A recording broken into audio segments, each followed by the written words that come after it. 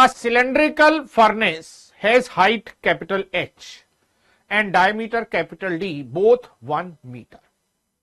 देखिए ये डायग्राम में ना यहां नीचे ये फर्नेस बना हुआ दिखाई दे रहा है, इसकी हाइट 1 मीटर है, इसका डायमीटर भी 1 मीटर है। It is maintained at temperature 360 kelvin. Furnace है तो टेम्परेचर तो मेंटेन करेंगे ही, तो एक टेम्परेचर इसके अंदर मेंटेन किया 360 kelvin. The air gets heated inside the furnace. भाई इसके अंदर जो एयर है वो टेम्परेचर के कारण हीट होगी, जैसे एयर फ्रायर में हो जाती है। तो एट कांस्टेंट प्रेशर, कह रहे हैं इसके अंदर का प्रेशर कांस्टेंट है, इसके अंदर का प्रेशर वेरी नहीं कर रहा है, and its temperature become 360। The hot air with density rho rises up a vertical. भाई किसी एयर को जब हीट करेंगे, गैस को हीट करेंगे तो उसकी डेंसिटी तो डिक्रीज होगी, तो डेंसिटी डिक्रीज होगी तो वो हल्की हो जाएगी तो ऊपर उठेगी, नॉर्मल सा फिनोमेना है। तो ऐसा ही कह रहे हैं।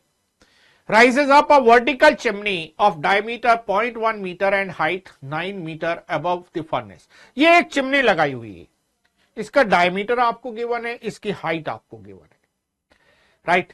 As a result atmosphere air of density rho A, pressure PA, temperature this one enters the furnace. अब देखो यहां चिमनी से अगर ये जाएगी तो नीचे क्या बनेगा, वैक्यूम बनेगा ना, नीचे प्रेशर रिडक्शन होने लगेगा। तो नीचे यहां से ये एयर एंटर करते हुए दिखा रहे हैं, प्रेशर पीए पर डेंसिटी रो ए और टेम्परेचर टी। तो ये जो है ये एयर इसमें एंटर कर रही है फर्नेस में, और ऊपर लो टेम्परेचर के कारण, मतलब हाई टेम्परेचर के लो डेंसिटी के कारण राइज करते हुए चिमनी से बाहर निकल रही। पहले क्वेश्चन समझ में आना चाहिए, राइट। अगर क्वेश्चन नहीं समझ में आएगा तो फिर तो काम ही बेकार है। Assume air has an ideal gas. Neglect the variation in rho and T inside the chimney.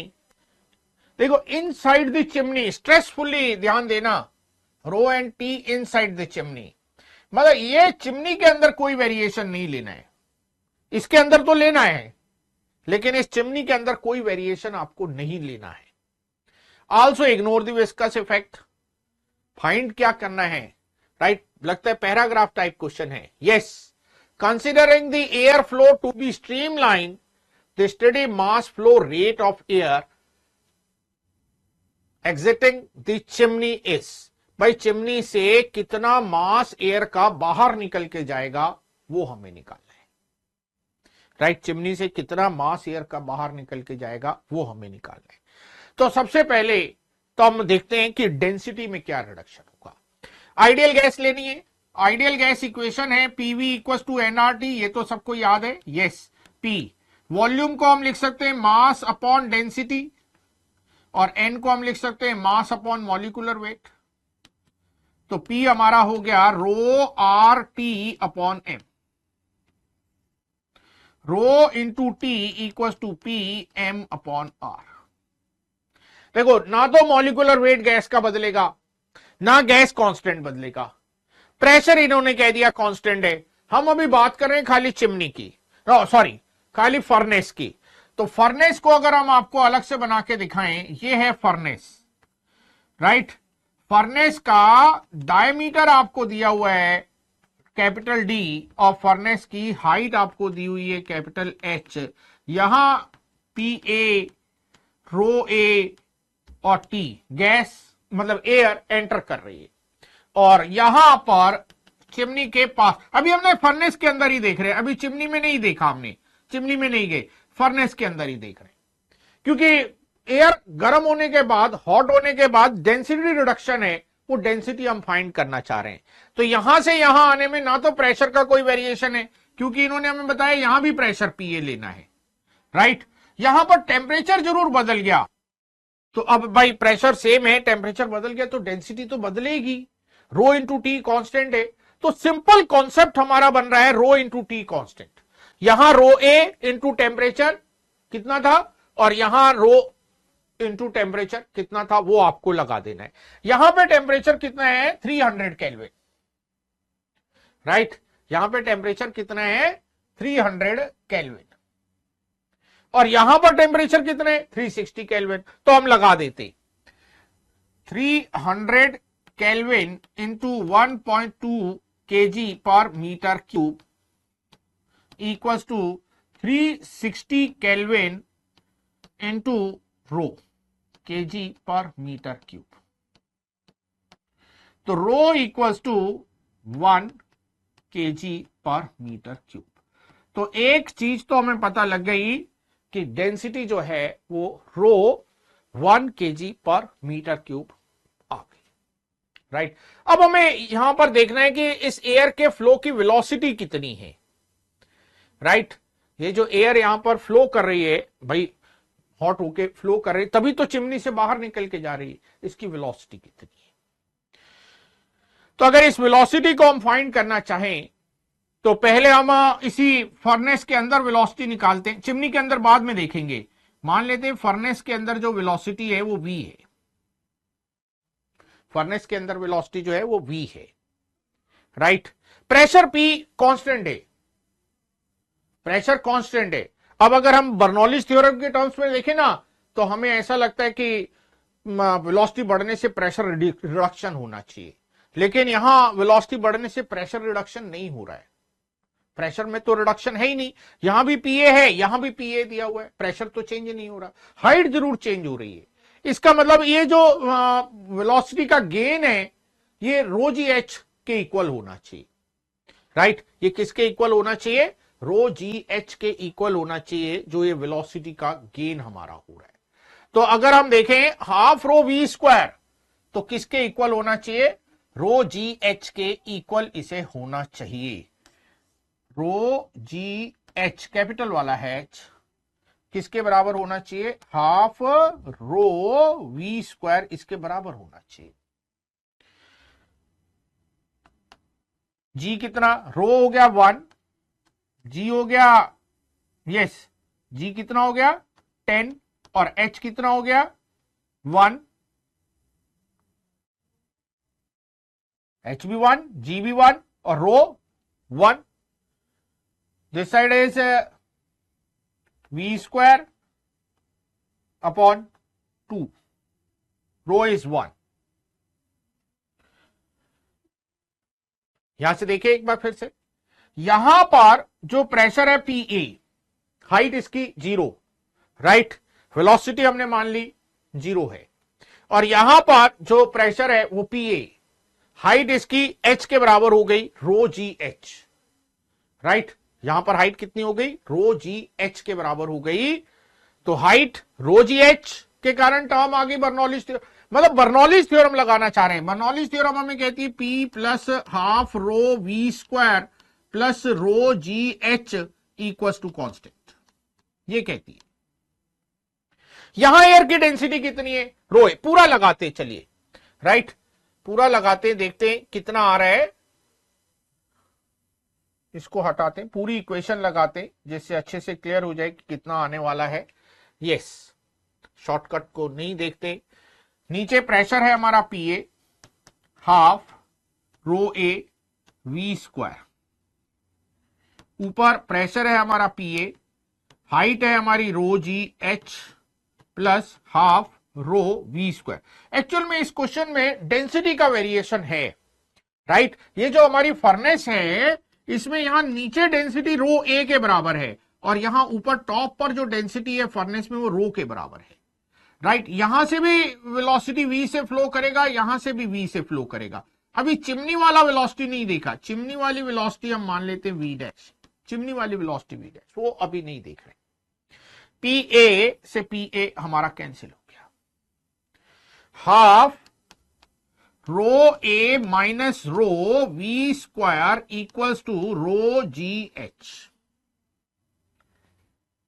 Half rho a is 1.2 minus 1 v square equals to rho ji h. तो v square equals to 10 upon 0.2, और ये 2, तो 2 ऊपर पहुंचा दो और 0.2 नीचे पहुंचा दो, ये कैंसिल कर लो, और v स्क्वायर हो गया आपका 100 और v हमारा हो गया 10 मीटर पर सेकेंड। ये हो गया भाई। पूछा क्या है भाई, considering the air flow to be streamline the steady mass flow rate of air exiting the chimney, chimney से बाहर निकलने वाला। तो अब हमें इसके और इसके बीच में कंटिन्यूटी इक्वेशन लगानी पड़ेगी। राइट इसके और इसके बीच में कंटिन्यूटी इक्वेशन लगानी पड़ेगी, मतलब फ्लूइड्स इन मोशन से रिलेटेड क्वेश्चन था, हीट एंड थर्मोडायनामिक्स को रिलेट करते हुए, गैस को रिलेट करते हुए। तो यहां पर डायमीटर कैपिटल डी, तो एरिया कितना हो गया, pi capital D square upon 4 into velocity v. Chimney में एरिया हो गया pi d square upon 4 velocity v dash. Pi by 4 cancel, d दे रखा है 1 इंटू वी दे रखा है 10, स्मॉल डी 0.1 का स्क्वायर और वी डैश, तो V dash is 1000 metre per second, V dash is 1000 metre per second. हमें निकालना है मास रेट ऑफ फ्लो। अगर रेट ऑफ फ्लो की बात करते हैं ना, रेट ऑफ फ्लो होता है वॉल्यूम, रेट ऑफ फ्लो, तो हम सीधा सीधा लिखते हैं area into velocity, area of chimney into velocity. Continuity equation बता रही है ये ए बी के ही बराबर है, area of furnace into velocity in furnace, कोई भी ले ले। मास रेट ऑफ फ्लो कितना होगा, mass rate of flow, area velocity into density, area velocity into density, ये मास रेट ऑफ फ्लो होगा, right. Area pi d is 1 by 4, velocity is 10 और rho is 1, pi 3.14, 31.4 upon 4, 4728, 3448, 3220 kg पर second. क्या पूछा था, इस इन ग्राम पर सेकेंड, तो ग्राम पर सेकेंड में इसे बदल देते हैं 7850 ग्राम पर सेकेंड, ये हो गया, राइट। यस, आगे बढ़े, देखें और क्या पूछा है। When the chimney is closed using a cap at the top, अब बताइए ये जो चिमनी से गैस बाहर निकल रही है ना, इसके ऊपर कैप लगा दी। A pressure difference develops between the top and bottom surface of the cap, थोड़ा सा ध्यान देना, between the top and bottom surface of the cap, cap की टॉप और बॉटम सरफेस के बीच में प्रेशर डिफरेंस की बात कर रहे हैं। If the changes in the temperature and density of hot air due to stoppage of air flow are negligible, मतलब कह रहे हैं इसको जब हमने स्टॉप लगाया तो जो डेंसिटी का वेरिएशन है उसको मत लीजिए, जो बस फर्नेस के कारण हो गया उसी को कंसीडर कीजिए, उसी को कंसीडर करते हुए प्रेशर डिफरेंस बताइए। ये रही चिमनी भाई, ये लगाई आपने कैप, ये कैप लगा दी, राइट, कलर बदल दे कैप का, ये, और नीचे यहां क्या है, नीचे यहां पर, यस, ये नीचे यहां पर फर्नेस भी है, यहां प्रेशर कितना है पीए, और यहां भी प्रेशर कितना है पीए। ये बड़ा एक हाइपोथेटिकल कह लीजिए या बना के दे दिया इन्होंने क्वेश्चन में कि यहां और यहां प्रेशर सेम है, इस चीज को हमें ध्यान रखना। अब ये टॉप सरफेस प्रेशर मान लेते पीटी और ये बॉटम सरफेस प्रेशर मान लेते पीबी, यही दोनों हमें निकाल। हमें तो ऐसा लग रहा है यहां पीबी हो, ये एच हो, तो पीए कितना होगा सर, पीए तो पीबी प्लस रो जी एच होगा। यस, हमें तो बिल्कुल यही लग रहा है, आपको भी लग रहा है तो मान लेते हैं ये इक्वेशन। और यहां पीए बाहर देखते हैं, पीटी निकालना है क्योंकि ये तो आउटसाइड वाला पार्ट है ना। अब यहां अगर पीटी देखें तो यहां से यहां तक डेंसिटी कितनी हो गई, एयर है, एयर की डेंसिटी कितनी है, रो ए, तो P A equals to P T plus rho ji H plus capital H, और ये रो एयर आएगा। तो पीटी माइनस पीबी आपको निकालना है, पीटी माइनस पीबी आपको निकालना है, टॉप पर और बॉटम पे प्रेशर का डिफरेंस। तो this minus this, right, this minus this, तो कितना होने वाला है भाई, यहां से अगर पीटी आप निकालोगे तो पीटी कितना आएगा, पीटी आएगा P A minus rho A G H plus H, और यहां से निकालेंगे हम पी, तो ये आएगा PA प्लस रो जी एच की जगह माइनस रो जी एच। अच्छा, कौन सा प्रेशर ज्यादा होगा, इनसाइड के आउटसाइड? भाई बाहर ज्यादा होगा कि अंदर? अंदर गैस पुश कर रही ना, अंदर प्रेशर ज्यादा होगा, तो हमें पीटी माइनस पीबी की जगह पीबी माइनस पीटी लिखना चाहिए, पीबी माइनस पीटी लिखना चाहिए, बॉटम और टॉप। कितना आ गया? दिस माइनस दिस, तो रो A ji H plus H, right, row A ji H plus H minus rho ji H, ये रह गया। रखें value 1.2, ji is 10, H plus H is 1 plus 9 minus rho is 1, ji is 10, H is 9, 9 1 10 10 100, और ये हो गया 120 minus 90, तो ये आ गया 30 न्यूटन पर मीटर स्क्वायर। तो 30 न्यूटन पर मीटर स्क्वायर का प्रेशर डिफरेंस है इस जो आपने कैप लगाया इसके टॉप और बॉटम पॉइंट के बीच में, राइट। तो हमारा जो आंसर हो गया वो हो गया 30 न्यूटन पर मीटर स्क्वायर, राइट।